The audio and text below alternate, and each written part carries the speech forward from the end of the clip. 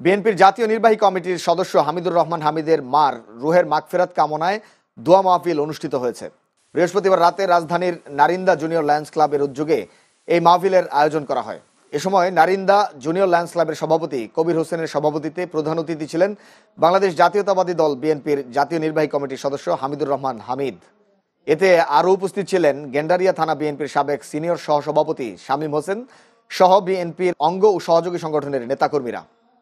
Lions ক্লাবকে ধন্যবাদ যারা সুন্দর একটা আয়োজন করার জন্য। আমার মায়ের যে আজকে মারা গিয়েছে প্রায় 30 দিনের মতন হয়ে গেছে। 8 তারিখ আজকে মনে হয় 25-26 তারিখ। আমি আবার ধন্যবাদ জানাই লায়ন্স ক্লাবে কবির এবং কে আছে কবির এবং তার বন্ধু স্যারকে সবাইকে ধন্যবাদ জানাই।